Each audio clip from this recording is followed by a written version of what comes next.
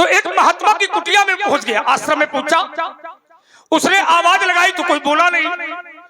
तो एक बट माने बरगद के नीचे एक महात्मा की समाधि लगी थी, तपस्या हो रही थी, समाधि लगी थी। तो समाधि में वो राजा पहुंचा, आवाज लगाई, आवाज नहीं मिली। तो उसने 7 दिन का मरा हुआ सर्प उस महात्मा के गले में डाल दिया। पहुंच गए होंगे आप। ये 7 दिन का मरा हुआ सर्प उस महात्मा के गले में डाल दिया और वो राजा वहां से चला गया। थोड़ी देर बाद उसका पुत्र आया। उस पुत्र ने अपने पिता के गले में 7 दिन का मरा हुआ सर्प देखा। तो पिता तो समाधि में थे। पुत्र को बड़ा क्रोध आया कि मेरे पिता की समाधि लगी है और किसी ने 7 दिन का मरा हुआ सर्प ये मेरे पिता के गले में डाल दिया। उसने श्राप दिया कि जिस व्यक्ति ने इतना बड़ा साहस कि 7 दिन का मरा हुआ सर्प मेरे पिता के गले में डाला है, तो जिसने ये 7 दिन का मरा हुआ सर्प मेरे पिता के गले में डाला है, मैं उसे श्राप देता हूं कि 7 दिन के अंदर इसी तक्षक के द्वारा उसकी मृत्यु हो जाएगी। आप हैं श्री हरीश पालीवाल जी, कोषाध्यक्ष। आपकी ओर से भार्गव जी और लखनलाल जी के चरणों में 51 पत्र मुद्राएं समर्पित हैं और 11 पत्र मुद्राएं छोटी सी बिटिया है काव्या परिहार। आपकी ओर से लखनलाल जी और भार्गव जी के चरणों में 11 पत्र मुद्राएं समर्पित हैं। और फिर जगत आत्मा महेश भवानी माता पार्वती मेरी माता है और शंकर मेरे पिता है। मेरे पिता की वस्तु का अपमान करूं कोई करेगा तो मैं उसका विरोध करूंगा। मेरे गुरु के किसी भी वस्तु का कोई उपकार करेगा, विकार करेगा, विगार करेगा, मैं उसका विरोध करूंगा। ये मेरा धर्म है। और राजकुमार ये सच्चाई यही है कि पिता का कोई अपमान करता है तो पुत्र उसका विरोध करता है।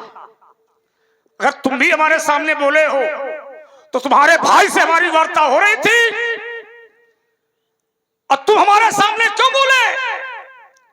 मैंने लक्ष्मण से कुछ नहीं कहा था क्यों भाई? मेरी घोषणा थी सो बिल गाय बिहाई समाजा नत मारे गई है सब राजा। तो राजाओं को मेरा विरोध करना चाहिए। तुम्हारे पिताजी राजा है, वो मेरा विरोध करें, राजा तिलक मेरा विरोध करें। तुम राजा तो हो नहीं, तुम राजकुमार हो, तो तुम्हें विरोध करने की क्या आवश्यकता है? तुम राजा नहीं हो, तुम राजकुमार हो। और लक्ष्मण से हमारी कोई वार्ता नहीं थी, पर जब राम से वार्ता हो रही थी तो तुम्हें कहीं न कहीं तुम्हें अपने स्वामी के उन शब्दों को सुन करके ये कहीं न कहीं से मेरे प्रति विकार उत्पन्न हुआ और तुम मेरे सामने आकर खड़े हो गए। तो कहीं न कहीं ये विधा ये बताती है। तुमने कहा धर्म धनुष तोड़ने वाले ने धर्म का कार्य किया है पंडित जी। अब मेरा ध्यान पूछा कि आखिर धर्म कहते किसे हैं? आपने कहा कि धर्म का कार्य किया है धनुष तोड़ने वाले ने, तो मेरा ध्यान पूछा कि आखिर धर्म कहते किसको हैं? तो परहित सरिस धर्म नहीं भाई और पर पीड़ा सम नहीं अधभाई। परहित सरिस धर्म नहीं भाई, पर उपकार, पर पीड़ा, दूसरे के कष्ट में कष्टित हो जाए, दूसरे के दुख में दुखी हो जाए, दूसरे के सुख में सुखी हो जाए। तुम भी जियो, हमें भी जीने दो, तुम्हारा भी बन जाए, हमारा भी बन जाए, तुम भी सुखी रहो, हम भी सुखी रहें। राजकुमार, धर्म इसको नहीं कहते हैं कि हमार बन जाए, तुम्हारा सत्यानाश हो जाए। ये आप हैं सुरेश शिवहरे जी, भार्गव जी और लखनलाल जी के चरणों में 51 पत्र मुद्राएं समर्पित हैं। बहुत बहुत धन्यवाद, साधुवाद। और ये अरविंद कुमार अनुरागी, सहायक अध्यापक, उच्च प्राथमिक विद्यालय करगांव। आपकी ओर से 51 पत्र मुद्राएं भार्गव जी और लखनलाल जी के चरणों में समर्पित हैं। और किसी का बिगाड़ करके अपना बनाना ये धर्म नहीं है। किसी का बिगाड़ा जाए और अपना बनाया जाए ये धर्म नहीं है, ये परमार्थ नहीं है, ये स्वार्थ है। अपना बनाया जाए, दूसरे का बिगाड़ दिया जाए, ये परमार्थ नहीं है, ये स्वार्थ है। याद रखो, इसको परमार्थ नहीं कहा जाएगा राजकुमार। परमार्थ कहते किसे हैं? तो मानसकार कहता है व्यास जी। एक बार पुनः अरविंद कुमार अनुरागी जी, सहायक अध्यापक, उच्च प्राथमिक विद्यालय करगांव। आपकी ओर से 51 पत्र मुद्राएं भार्गव जी और लखनलाल जी के चरणों में समर्पित है। बहुत बहुत एक अर्धाली से उत्तर दिए देता हूँ। तुम्हारे वंश में कुछ राजा हुए हैं जिन्होंने परमार्थ किया। उनके लिए पढ़े देता हूं। तो कहा शिवी दधिच्छे हरिश्चंद्र नरेशा, कहा शिवी दधिच्छे हरिश्चंद्र नरेशा, तो कहा सहे धर्म हित कोटि कलेसा, कहा सहे धर्म हित कोटि कलेसा। और शास्त्र में व्याख्यान दिया, परहित लागित जय जो देहि, परहित लागित जय जो देहि, संतति संत प्रशंसहिते ही, वो संतति संत प्रशंसहिते ही। जो परहित करते हैं, जो परोपकार के लिए जीते हैं, संसार साधु संत लोग, महात्मा लोग, ज्ञानी लोग उनकी जय जयकार करते हैं, उनकी प्रशंसा करते हैं। विचार करो, है थोड़ी वार्ता है, रेन पालक काल बस बोलत तो ही न संहार, रेन बालक काल बस बोलत तो ही ना संभार, ये थलु ही सम त्रिपुरारी थनु, ये विदित सकल संसार। आइए महाराज, देखिए बहुत अच्छे लोग बैठे और बहुत अच्छी समाज लगी है। जो हंस हैं वही ये सत्संग में है, जो बगुले थे वो चले गए, है ना। तो जो हमारी आपकी वार्ता हो वो बहुत थोड़े थोड़े में हो, जिससे लोगों को तर्क भी याद रहेगा और हम दोनों लोगों की बातें भी समझ में आएंगी। आइए महाराज, मैंने कहा था कि पृथ्वी को दंड देने का निर्णय आपने क्यों लिया? पहला तर्क यही था मेरा, अब ध्यान देना सभी लोग। तो बाबा जी ने कहा कि पृथ्वी को हमने कई बार ब्राह्मणों को दान में दिया है, कई बार पृथ्वी का भार भी हटाया है, बहुत अच्छी बात है। आपने पृथ्वी को दान में दिया, पृथ्वी का भार हटाया, पृथ्वी को सुखी किया, बहुत बढ़िया है, ये सबको करना चाहिए। लेकिन यहाँ जो आपका निर्णय है महाराज, वो पृथ्वी को उलटने का है, भार नहीं हटा रहे हो। अगर भार हटाने के लिए कहा होता तो ये धर्म था, लेकिन यहाँ तो पृथ्वी को उलटने का निर्णय आप ले रहे हो। अब पृथ्वी को उलटना महाराज धर्म नहीं बल्कि अधर्म है। तर्क से जुड़ा हुआ तर्क आना चाहिए। भार हटाओ, अच्छी बात है, हम आपका सहयोग करेंगे। आपने पृथ्वी को लाभ दिया, अच्छी बात है, लेकिन यहाँ जो निर्णय आपके द्वारा लिया जा रहा है महाराज, ये धर्म पर आरूढ़ नहीं है। इससे अधर्म को बढ़ावा मिलेगा और आप जैसे लोग अगर अधर्म को बढ़ावा देंगे तो महाराज फिर संसार का क्या होगा? दूसरी बात, ये पृथ्वी साधारण नहीं है। पृथ्वी कौन है? थोड़ा विचार करिएगा। विष्णु पत्नी नमस्तुभ्यम, भगवान और विष्णु की पत्नी है ये। और महाराज भगवान विष्णु की पत्नी के लिए ऐसा निर्णय आपके द्वारा लिया जा रहा है। अरे महाराज, भगवान विष्णु की पत्नी हमारी माता है और हमारे लिए वो पूजनीय है। इसलिए महाराज माता के लिए जो व्यवहार होना चाहिए वो हानि का नहीं बल्कि लाभ का होना चाहिए। माता के प्रति महाराज अधर्म का नहीं बल्कि धर्म का निर्णय होना चाहिए। इसलिए मैंने कहा था कि माता पृथ्वी ने कोई अपराध नहीं किया, माता पृथ्वी का कोई दोष नहीं है, तो फिर आपने पृथ्वी को उलटने का निर्णय क्यों लिया? पुनः विचार करिए। आइए, आपने कहा कि मैं सामर्थ्यवान हूं, सामर्थ्यवान हूं मैं। अच्छा, तो क्या सामर्थ्यवान लोग पृथ्वी उलटते हैं क्या? ऐसा कोई सिद्धांत है?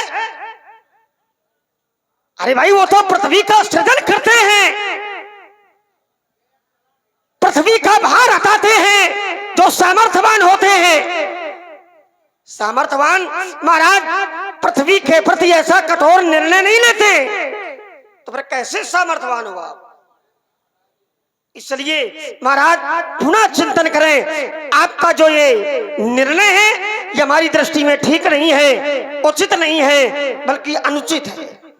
और देखिए भगवान भी संसार में जब आते हैं, आप हैं धनेन्द्र कुमार द्विवेदी, लखनलाल जी के चरणों में 21 पत्र मुद्राएं समर्पित हैं। बहुत बहुत धन्यवाद। जब भगवान भी धरती में आते हैं तो आकर के क्या करते हैं?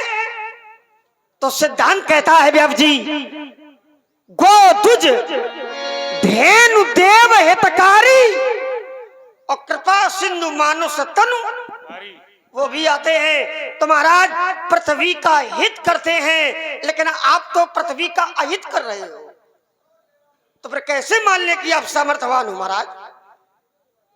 इसलिए आपका जो ये निर्णय है ये गलत है, इस पर पुनः विचार करिएगा। आइए दूसरी बात आपकी आई, मैंने कहा था कि धनुष के टूटने पर आपको कष्ट क्यों है? तो बोले हम सनातन धर्मावलंबी हैं। अच्छा तुम ही बस सनातन धर्मावलंबी हो बस, और ये लोग सब ऐसे है बैठे?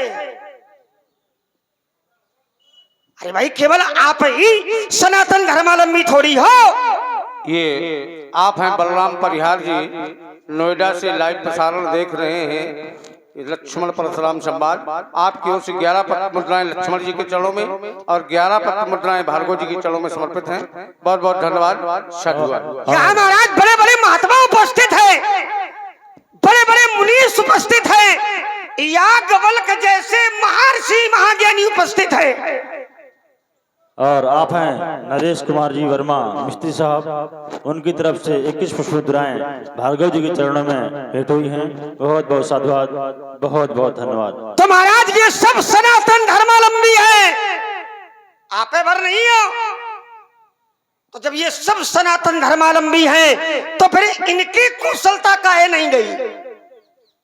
इन्हें कष्ट क्यों नहीं हुआ? आपकी ही कुशलता क्यों गई? आइए दूसरी बात इसी से जुड़ी हुई, तो आपने कहा कि शंकर जी हमारे गुरु हैं, इसलिए हमें कष्ट है, इसलिए हमें दुख है। अच्छा शंकर जी केवल तुम्हारे गुरु हैं का?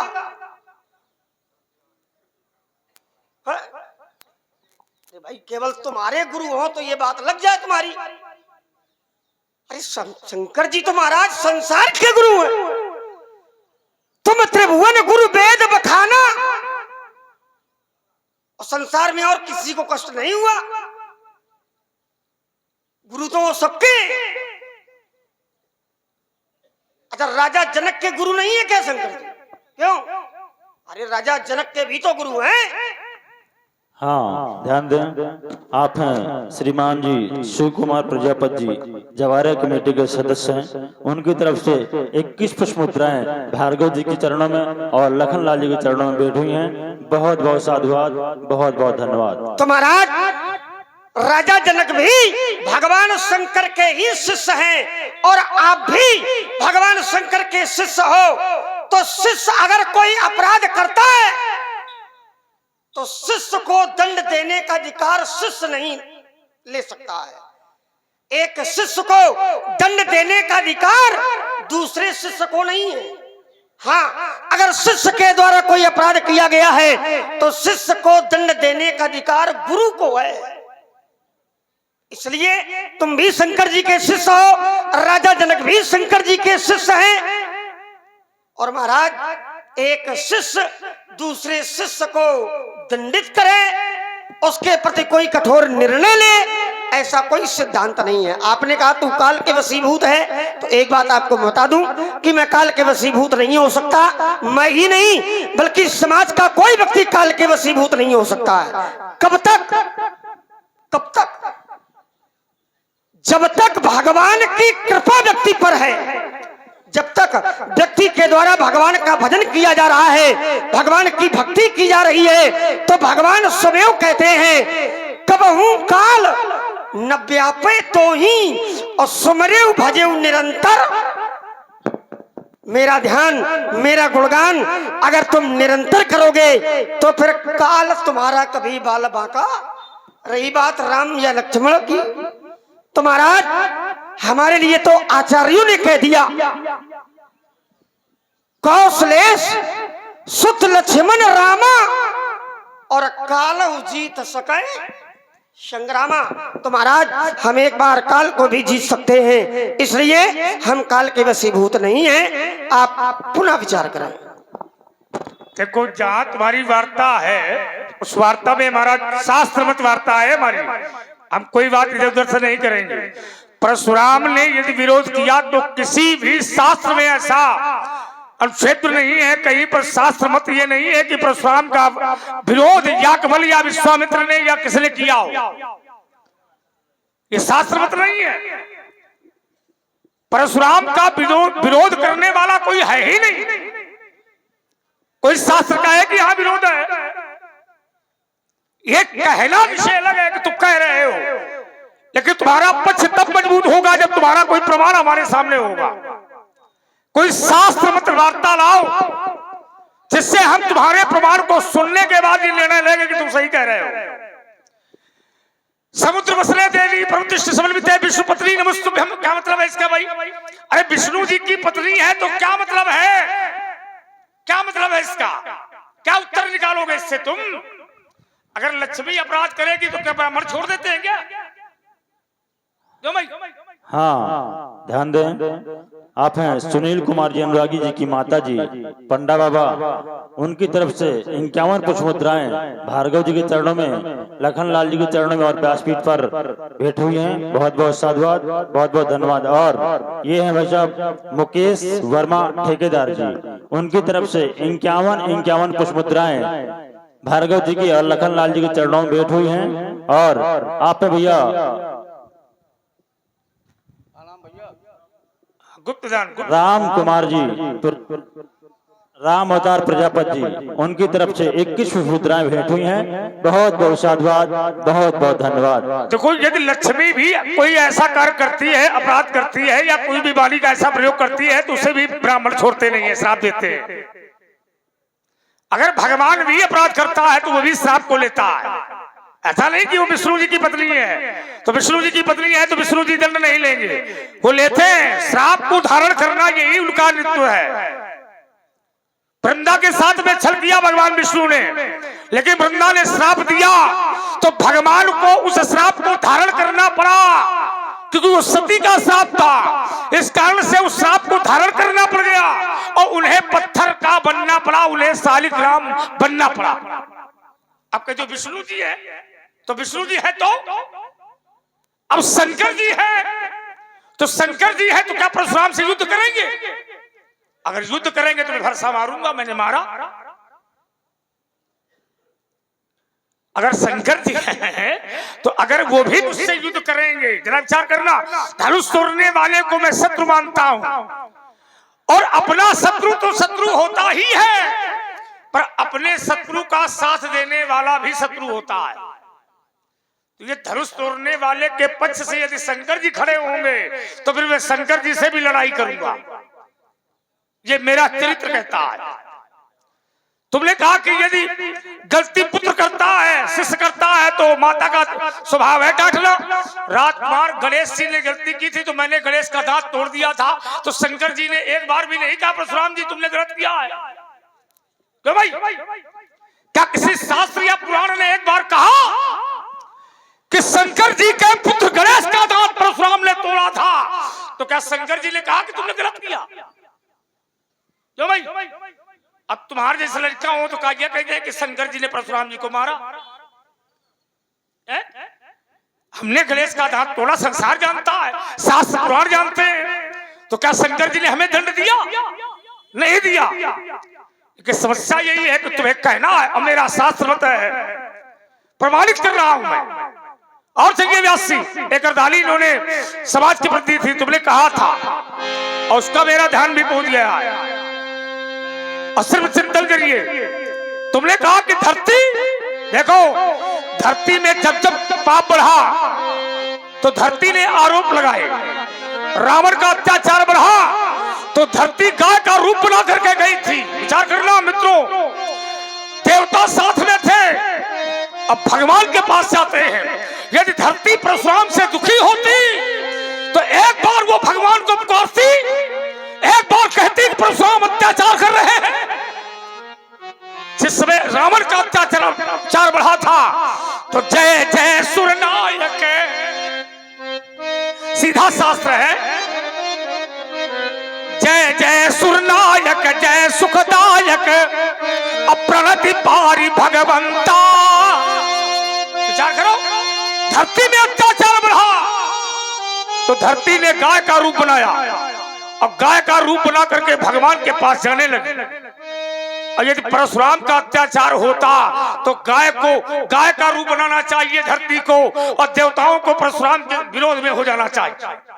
रावण की उपमा परशुराम से नहीं मिलाई जा सकती है। रावण तो धर्म को कान से सुनना तक नहीं चाहता, तो क्या परशुराम धर्म को नहीं सुनना चाहता? रावण भा भ्रष्टाचारा भा संसारा और धर्म सुने नहीं काना। विचार करिए, ये रावण के लक्षण है, तो क्या ये परशुराम के लक्षण है? हाँ, ध्यान दें, आप हैं श्रीमान मनोज जी मसगांव से चलकर इस प्रांगण पर उपस्थित हैं। उनकी तरफ से 51 पुष्प मुद्राएं भार्गव जी के चरणों में और लखनलाल जी के चरणों में भेंट हुई हैं। बहुत बहुत साधुवाद, बहुत बहुत धन्यवाद। और आप हैं रुद्रदत्त जी तिवारी, CISF जवान हैं। रुद्रदत्त जी तिवारी सिलमी खागा फतेहपुर। ऑनलाइन पुरस्कार आया हुआ 51 पुष्प मुद्राओं से भार्गव जी के चरणों में और लखनलाल जी के चरणों में भेंट हुई है। बहुत बहुत साधुवाद, बहुत बहुत धन्यवाद। तो रावण जो करता है वो परशुराम थोड़ी करता है।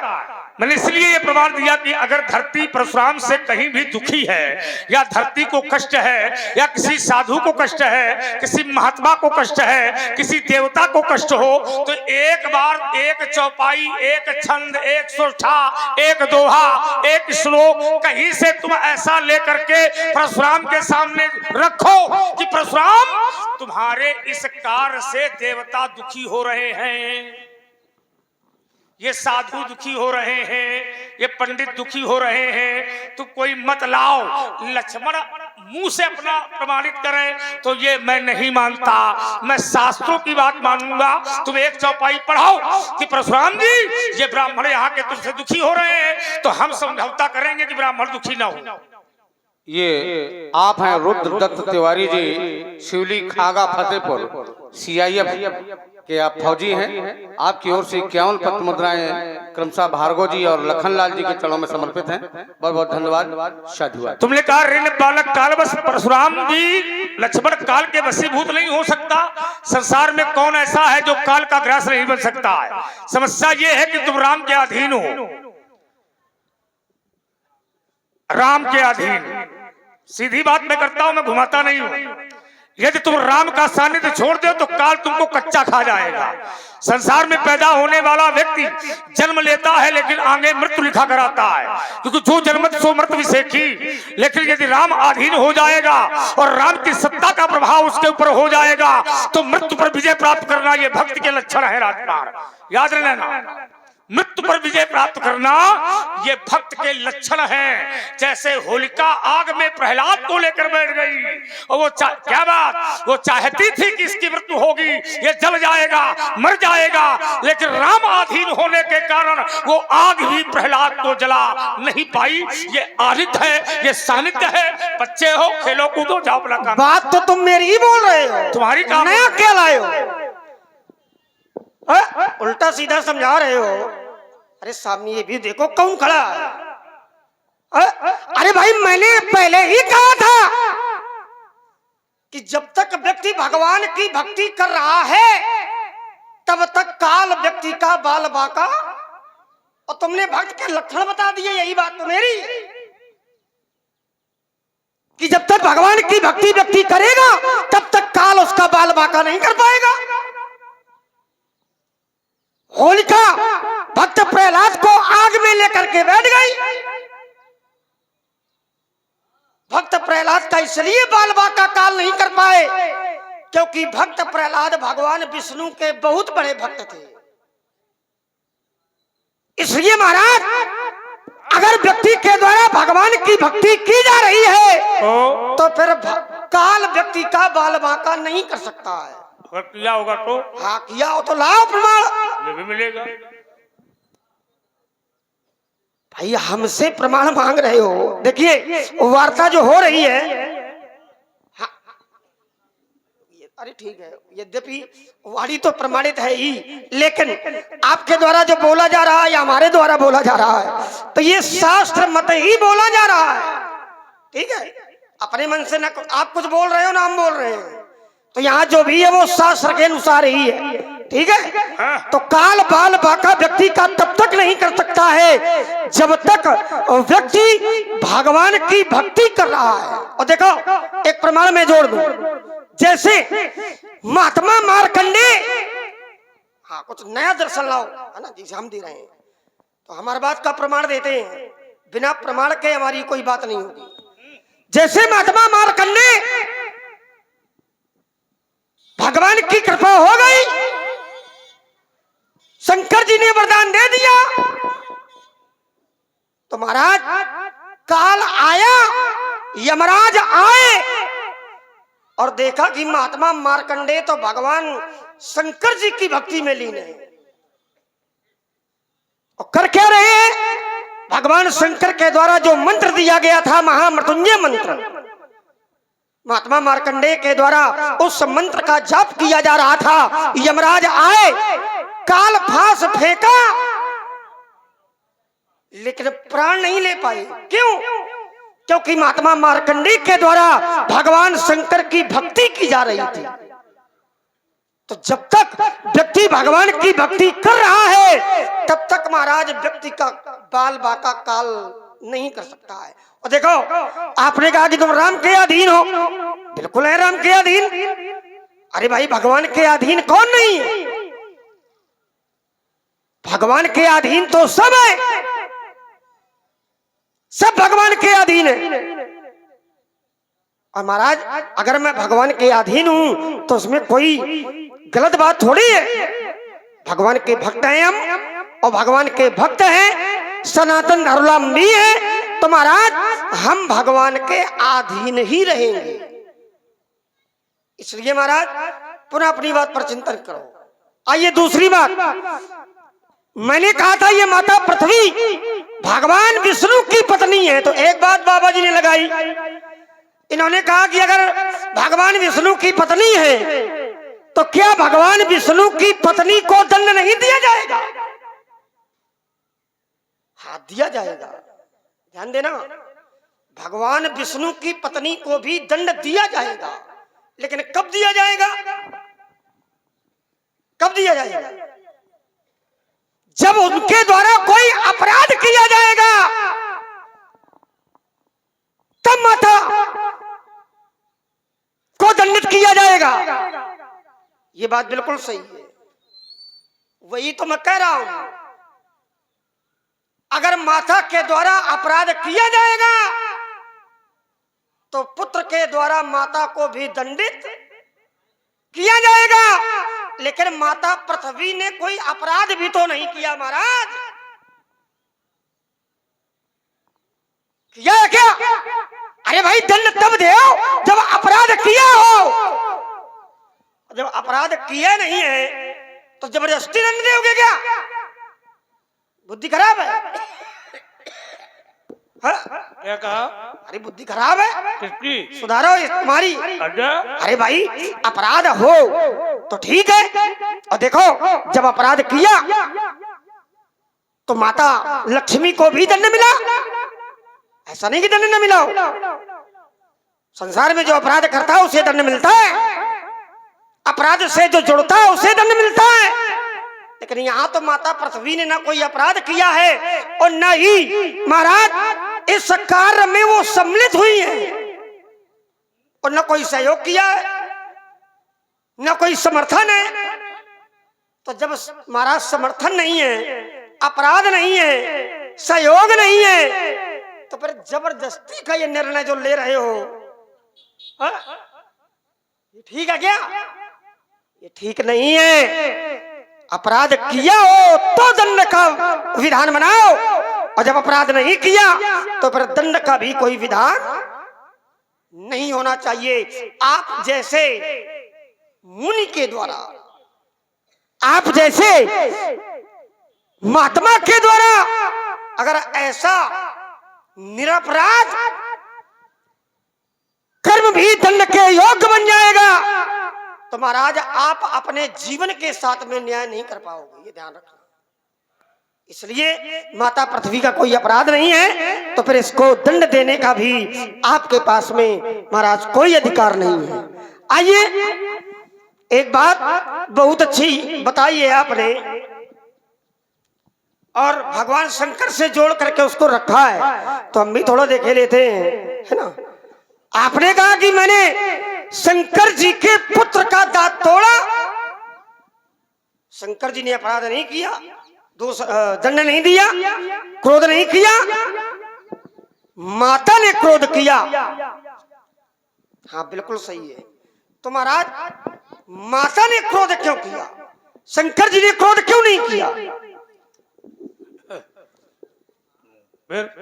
माता ने क्रोध किया, शंकर जी ने नहीं किया।